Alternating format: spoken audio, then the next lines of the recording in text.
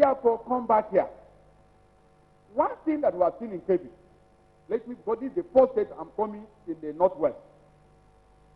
The people of Kebbi, let me make this clear. No government is perfect. But when you see leaders who know what they are doing, it reflects in the results that you see. Now, in Kebbi State, and I've not been here for quite a considerable period of time, but from the integrated plan that we have seen for development of Kebbi, because what we have seen is not just that things are being done in bits and pieces. No. What we have seen in Kebbi is that there is a deliberate plan on the ground by the government of Kebbi to invest in key sectors of Kebbi economy and social life in order to move development forward. And what have we seen? We have seen a government that is targeting the enablement of its people. Enablement of its people. How do you enable your people? To give them education. To give them the infrastructure for them to operate. And you also, give them the support they need to stand on their feet. And that is what we need in the north. Now, here in Kebbi State, I am impressed by the investment in education. I'm impressed. We have seen day schools being transformed into boarding houses all over Kebbi. All day secondary schools, boys and girls, the government is turning them into boarding houses to improve the environment for learning. We have also seen model primary schools that have been completed and are functional. And in addition to this, we have seen a new college of education that is being worked upon to provide teachers for Kebbi. Now, in addition to also this, we have seen special education schools to train people who are physically challenged with skills to make them stand on their feet and make their contribution to development.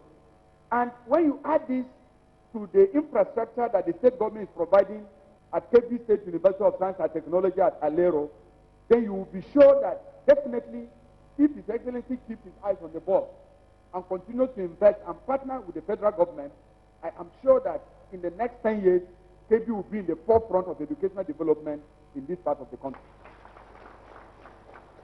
Now, what has also impressed me in Kebbi is the road infrastructure. The road infrastructure. Honestly, I think that if you look at the roads, particularly the difficult roads that go through the floodplain, the first one is the Makira Road, linking Birnin Kebbi with Makira on the road up to Niger Republic. We went through that road. It's a very difficult terrain, but the state government has been courageous enough to take on that road to bring communities that have been separated almost forever together in a new Kebbi State. Then the Borondute Kawara Road. Again, another floodplain. You have seen a very strong road being developed, again, to link communities that have been separated by nature, so that they can be part of Bauchi to reduce the time and distance they move from one place, of Kebbi, reduce the time and distance they move from one place to another, increase commerce, increase development. Now, those two roads, in my opinion, indicate the courage the state government has to do the difficult things that others have failed to do for a long time. And I think that is good. Now, the road network also shows linkages between all the local governments. And the roads are good roads. This is important for us. The roads are good roads. And they are sustainable roads. But I want to commend the governor because in many places, like some of the people in the team have told you, you hardly ever see anything being done by the local government. But in Bauchi State, the first project in Kebbi State, the first project we saw was a local government road. And we have seen 3 other local government roads in Kebbi.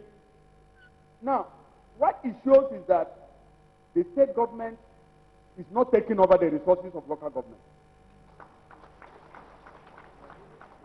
And that is very important. Because the third tier of government must be allowed to function with guidance. The idea of hijacking local government money and using it for other purposes is not acceptable. It's not acceptable. But here in Kebbi, we have seen competent local government chairmen that have received us and said, look, we have done this, we have done that, we have done that. Let me praise the Algon in Kebbi State, because you have also not disappointed. You have not disappointed.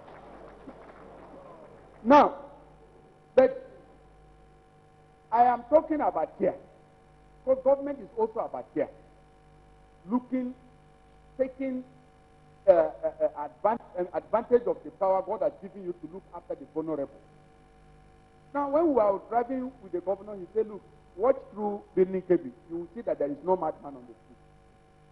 And I asked, what is the difference? He said, well, for the past 5 years, he has developed a program which was formally put together by late Professor Gwandu to take up from the street all people who are mentally ill and give them care.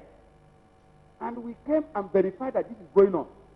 And we have also seen that the streets of Kebbi are free of mentally ill people.